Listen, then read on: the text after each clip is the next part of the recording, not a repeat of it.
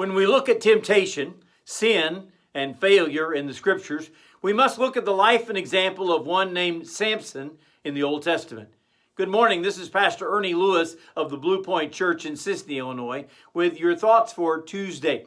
You know, we read about the judges that God brought into power and authority to deliver Israel from the oppression of their enemies all through the book of Judges. And many times God had set aside a man or a woman to overcome the enemy, to deliver God's people from their slavery and their oppression.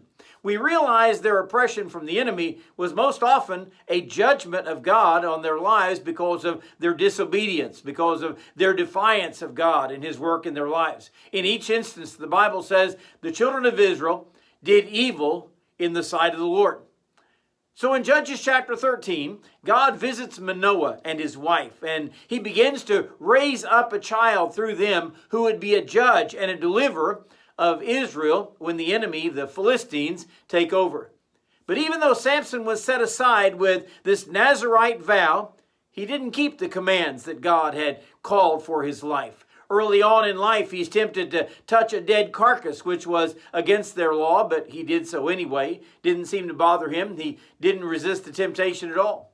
Later, we see him seeking after the women of the Philistines, much against his father and his mother's desires, but he decided to go after them anyway. His father said, "Why would you follow after an uncircumcised enemy?"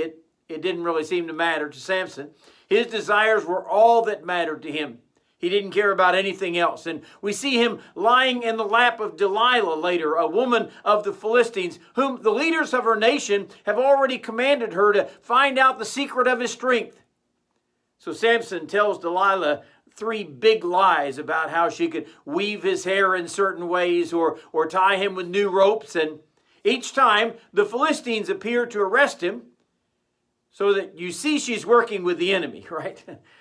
But he doesn't seem to care. And he goes on telling her these lies each time.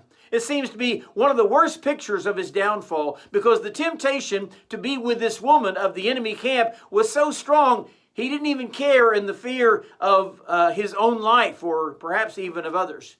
Of course, the temptation could bring great harm to his people also, and to the plan that God had for his life and for his ministry as a judge, as a deliverer of Israel.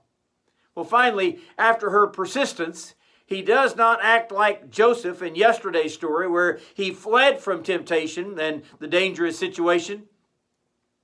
Instead, Samson bears all his secrets about the secret of his strength, about God's work in his life, about this Nazirite vow where his hair was not to be cut.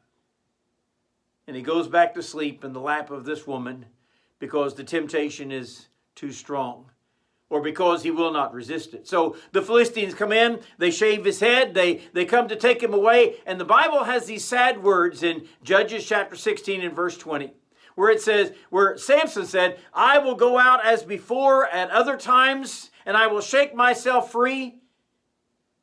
But he did not know that the Lord had departed from him. You see, this is the danger of temptation and yielding to this world instead of yielding to God. It often brings disaster and destruction whenever we don't flee from it.